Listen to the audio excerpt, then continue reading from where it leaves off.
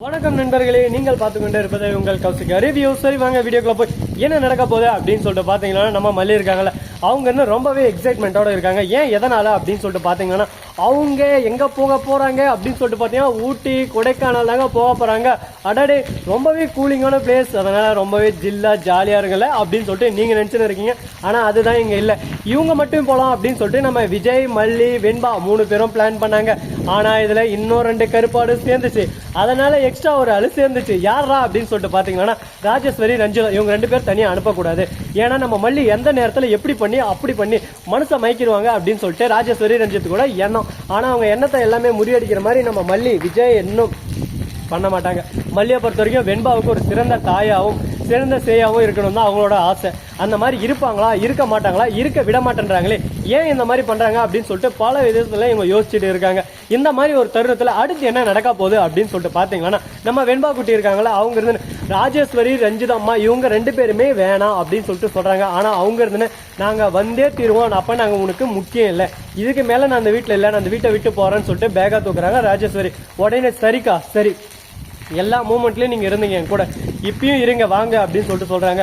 அப்ப எங்க பெரியம்மாவும் வருவாங்க, எங்க பெரியம்மாவும் நான் எப்படி விட்டு போவேன் அப்படின்னு சொல்லிட்டு நம்ம மல்லி கேட்பான்னு சொல்லிட்டு நினைச்சாங்க. ஆனா மல்லி கேட்கல. ஏன்னா மல்லிக்கு நல்லாவே தெரியும் எப்படி எப்படி எங்கெங்க எது பேசணும்னு சொல்லிட்டு. உடனே அவங்க பெரியம்மா வந்து, நான் அவங்கள மட்டும் கூட்டிட்டு போறேங்க மாப்பிள்ள, அப்ப நானா இல்லையா, என்னெல்லாம் என்ன அப்படி நினைச்சிங்களா இப்படி நினைச்சிங்களா, நான் வந்தே தீருவேன் அப்படின்னு சொல்லிட்டு சொல்றாங்க. சரி வாங்க, நாங்க ஜாலியாக சந்தோஷமா தனியா போலான்னு இருந்தோம், நீங்களும் வரேன்ட்டீங்க, இதுக்கு மேல இதெல்லாம் பேச்சு வேணாம், சந்தோஷமா எல்லாரும் போய் என்ஜாய் பண்ணிட்டு வரலாம் அப்படின்னு சொல்லிட்டு ஃபைனலா ஒரு முடிவை எடுத்துட்டாங்க. இதுக்கப்புறம் என்ன பண்ண போறாங்க, ஏது பண்ண போறாங்க அப்படின்றதான் இன்னைக்கோட ஸ்டோரியா இருக்க போதுங்க. அது மட்டும் இல்லாம ஊட்டி கொடைக்கானல்ல போயிட்டு ரொம்பவே சந்தோஷமா என்ஜாய் பண்றாங்க. நம்ம வெண்பாவுக்கு இன்னும் சந்தோஷமா இருக்கு. அதுவும் சாப்பாடு சாப்பிட்றதுக்கு போறாங்க ஹோட்டல்ல.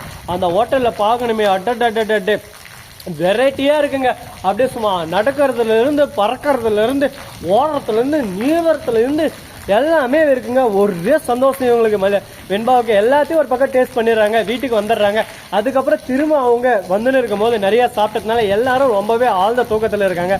அந்த சமயத்துல நம்ம விஜய் அவரவே அறியாம அவரும் ரொம்பவே கண்ட்ரோல் பண்ணாரு, எப்படின்னா தூங்கக்கூடாதுன்னு சொல்லிட்டு அவரும் கண்முழித்து வண்டி ஓட்டுன்னு வந்தாருல்ல, அதனால அவரால் முடியல. லாஸ்ட் ஃபைனல் ஸ்டேஜ்ல கம்முன்னு காரை ஓரங்கட்டலான்னு ஓரங்கட்டுற நேரத்தை திடீர்னு ஒரு பைக்கார குறுக்க வந்துட்டா. உடனே அடிச்சு தூக்கு அப்படின்னு சொல்லிட்டு அடிச்சு தூக்கிடுறாரு.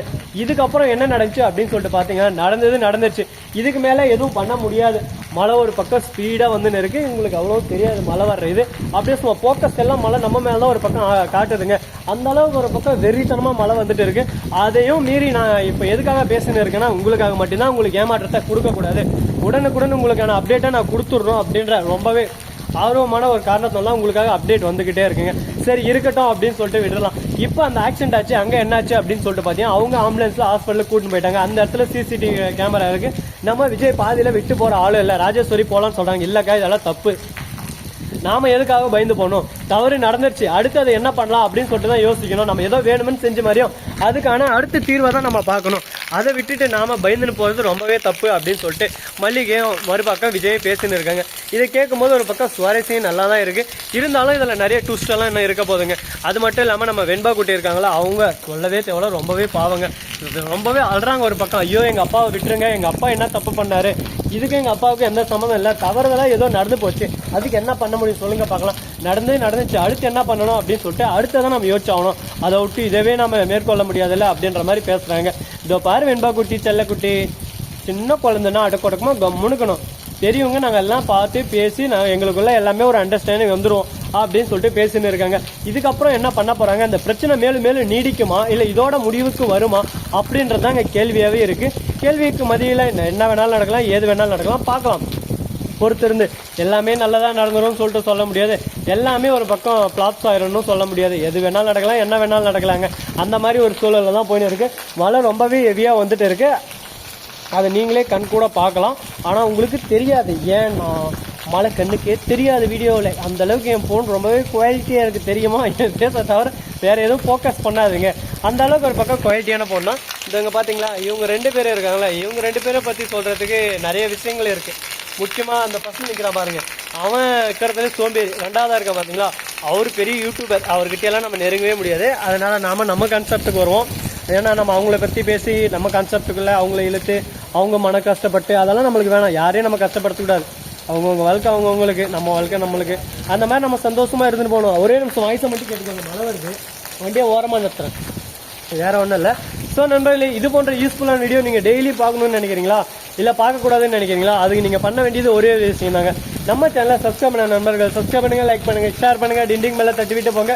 இன்றைக்கி வர மழையில் என்ன இந்த கோயிலை கூட அடிச்சுன்னு போயிடலாம், நாங்களும் அடிச்சுன்னு போயிடலாம், என்ன வேணாலும் நடக்கலாம். நாளைக்கு வீடியோ வருமா வராதா அப்படின்ற ஒவ்வொரு விஷயத்தையும் இன்றைக்கி நைட்டுக்கு நாங்கள் அப்டேட் பண்ண போகிறோம், பார்த்து தெரிஞ்சுக்கோங்க.